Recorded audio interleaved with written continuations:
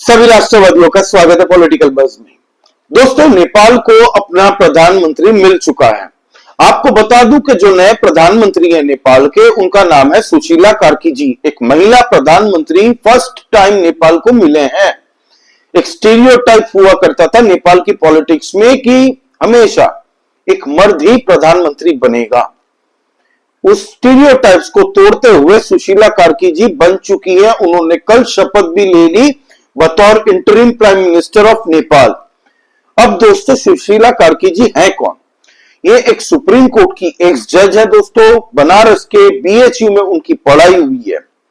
आप देखिए कि प्रधानमंत्री नरेंद्र मोदी जी भी बनारस के सांसद रहे हैं और है भी, है ना।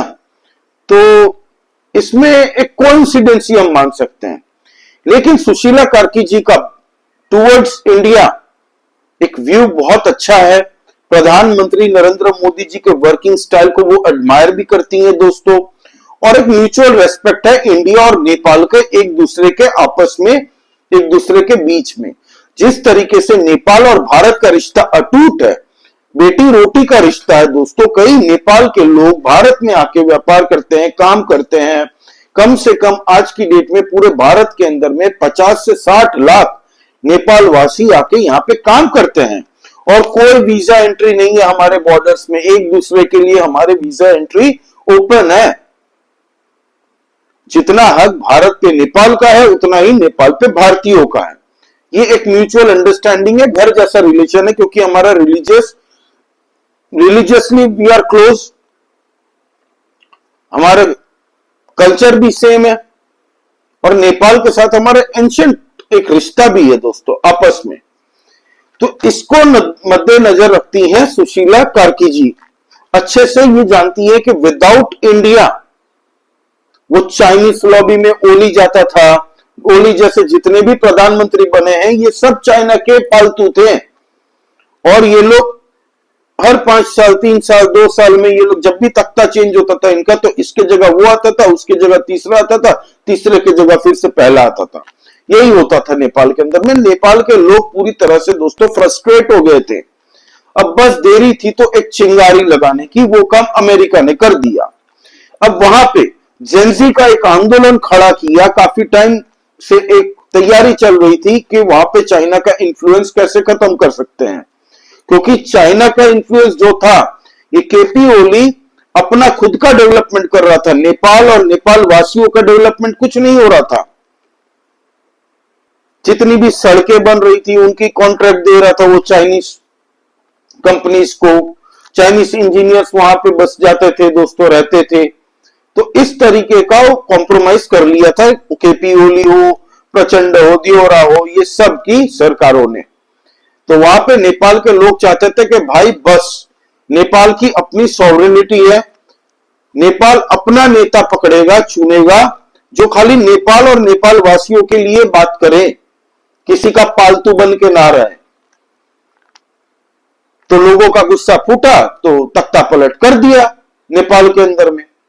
उसके बाद में इमरजेंसी लॉ घोषित कर दी गई थी कल। सड़कों पे लोग निकलना बंद हो चुका था।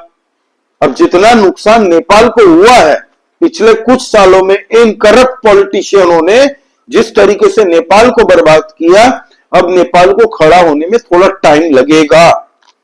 लेकिन एक बार काम ठीक से हो गया दोस्तों, इनका निकल पड़ी, फिर नेपाल पीछे मुड़ के नहीं देखने वाला। अब इसमें बताता हूं कि ये जो सुशीला कार्की जी हैं, इनको ही प्रधानमंत्री क्यों बनाया। First of all, she is highly educated, supreme court की एक्स जज रही है। सेकेंड रीजन, महिला है, इसीलिए नेपाल के लोग गलती से भी प्रोटेस्ट नहीं करेंगे, क्योंकि फर्स्ट प्राइम मिनिस्टर है बतौर वुमेन। तो हर महिलाओं का सपोर्ट उनको मिलेगा। अब क्योंकि वो पढ़ी लिखी है तो उनको पता है कि नेपाल के अंदर में कौन से डिपार्टमेंट में क्या क्या काम करवाने हैं, ताकि वहां के लोगों को सहूलियत मिल सके। नेपाल के अंदर में जितना टूरिज्म है, पूरे वर्ल्ड का टूरिज्म हब बन सकता है नेपाल, पूरे वर्ल्ड का। आपको बता दूं कि बनारस के अंदर में 13 करोड़ भारतीय टूरिस्ट बनके अपने ही देश के अंदर में बनारस घूमने जाते हैं एक साल का। ये पिछले साल का डेटा है, 13 करोड़। 45 दिन के महाकुंभ के अंदर में हमने देखा किस तरीके से 66 करोड़ लोग दर्शन करके आए, डुबकी लगा के आए महाकुंभ में। अगर सिर्फ नेपाल भारतीयों के लिए खाली खोल देना, अपने जितने भी मंदिर हैं, जितने भी पुराने स्ट्रक्चर्स हैं, उनको चकाचक कर दे, रोड्स बना दे, वहां पे होटल्स खुल जाए बढ़िया से इंडियंस के लिए, और एक टूरिस्ट प्लेस खाली बना दे नेपाल, बाकी सब काम बाद में। खाली नेपाल अपने अंदर में टूरिज्म सेक्टर के ऊपर में इन्वेस्ट कर दे तो नेपाल कभी मुड़ के पीछे नहीं देखेगा। और ये बात सिर्फ नेपाल के बारे में जो सोचता हो वैसा ही लीडर कर सकता है। इसीलिए सुशीला कार्की जी, जो कि हमेशा से नेपाल वासियों की बात करती है, नेपाल की संप्रभुता की बात करती है, और इन करप्ट पॉलिटिशियनों के खिलाफ में भी उन्होंने कई बार जजमेंट दिए हैं और बात कही है पास्ट में। अब दोस्तों, नेपाल की लोकेशन जो है वो इतनी स्ट्रेटेजिक जगह पे है कि उत्तर प्रदेश के साथ में भी उसका बॉर्डर मिलता है और साथ ही साथ में बिहार के साथ में भी मिलता है। दोनों ही पावन भूमि है दोस्तों। एक हमारे अयोध्या राजा श्री राम जी और एक सीतागढ़ी मैया सीता का मंदिर वहां पे बन रहा है बिहार के अंदर में। तो लोग इतना जबरदस्त टूरिज्म भारत से ही उनको मिलने वाला है कि नेपाल आने वाले 2-3 साल के अंदर में पिकअप पकड़ लेगा।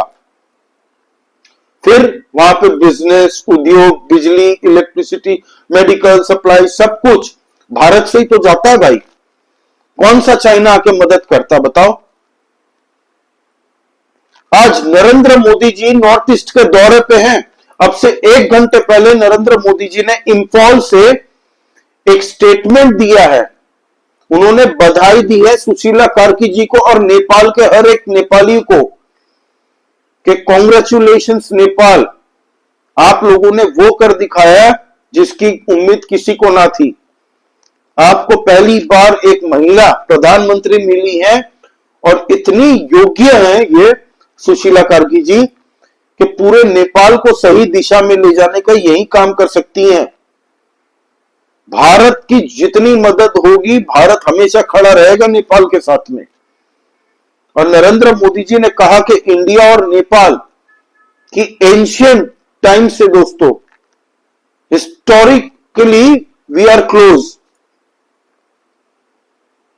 आप देखिए नरेंद्र मोदी जी ने कितनी बड़ी बात कही है। आप सोचिए, कभी भी आपने सुना प्रधानमंत्री नरेंद्र मोदी जी को रैलियों से इस तरीके की बात करते हुए नेपाल के बारे में? नहीं। अमेरिका ने बहुत कोशिश की अपना पिट्ठू बैठाने के लिए, और हम सबको पता है कि कौन है उनका पिट्ठू, जिनके साथ में, जिनके एम्बेसडर के साथ में कई तस्वीरें सोशल मीडिया में वायरल हो रही है उस बंदे की। वो काठमांडू का मेयर। वहां के जेंजियों को भी पता चल चुका कि भाई ये तो बंदा कुछ अलग ही गेम खेल रहा है अपनी खुद की इंटरेस्ट के लिए। जेंजी के नाम पे 20 लोग मासूम मारे गए हैं वहां पे, 22 लोग। तो अमेरिका ने सोचा था अपना बंदा बैठाएंगे, चाइना ने सोचा था चलो कोई और निकल जाए हमारा बंदा तो उसको हम बनाएंगे। 4-5 जन लाइन पे थे, लेकिन नेपाल की आर्मी ने बहुत ही बुद्धिमानी से काम किया और एक ऐसे कैंडिडेट को वहां का प्रधानमंत्री बनाया जो सच में नेपाल के लिए, नेपाल के लोगों के लिए बात करेंगी, काम करेंगी। और नेपाल को जितने लोगों ने लूटा है ना अब तक, उन सबकी अब खैर नहीं है भाई, उन सबकी खैर नहीं है। ये सुशीला कार्की जी ने ऑलरेडी क्लियर कर दिया। तो चाइना का इन्फ्लुएंस खत्म भले हो चुका हो पॉलिटिक्स में, अमेरिका ने पूरी कोशिश कर रही है और अमेरिका कोशिश करेगा फिर से कुछ करने के लिए अब नेपाल के लोगों को ध्यान से सोचना है कि किस तरीके से आपको नेपाल की सॉवरेनिटी को बचाना है। किसी भी कंट्री की इतनी हिम्मत नहीं हो सकती कि कोई भी कंट्री में रिजिम चेंज कर सके। बांग्लादेश में हमने देखा, श्रीलंका में देखा, नेपाल में केपी ओली तो साला डिजर्व करता ही था, उसको तो भगाना बनता ही था, अच्छा किया भगाया उसको। लेकिन अब प्रोटेस्ट खत्म हो चुके हैं नेपाल में। अब नेपाल के लोगों को थोड़ा टाइम लेके सोचना चाहिए कि अब नेपाल को किस दिशा में जाना है, फुल फ्लेजेड डेवलपमेंट की तरफ या फिर से फॉरेन हैंड्स में खेलना है। हालांकि अमेरिका कहीं पे भी डायरेक्ट नहीं गेम खेलता, उसने यहां पे कोशिश की आईएसआई के माध्यम से तख्ता पलट करवाने की। अपने हाथ खुद डायरेक्ट गंदे नहीं करता अमेरिका। बांग्लादेश में भी अमेरिका ने डायरेक्ट हैंड अपने गंदे नहीं किए थे, उसने आईएसआई से करवाया था। और यहां भी कोशिश वही थी, लेकिन अब आईएसआई वाले भी वहां से निकलेंगे, सफाई होगी उनकी भी। ये जो दूसरे देशों में जाके तुम लोग कोशिश करते हो ना पाकिस्तानियों, उसका भी इलाज अब होगा बहुत जल्द। अब नरेंद्र मोदी जी ने ऑलरेडी फिश कर दिया है नेपाल की प्रधानमंत्री जी को, नेपाल के लोगों को। अब इंडिया पूरी तरह से जो मदद बन सकती है करेगा नेपालियों की।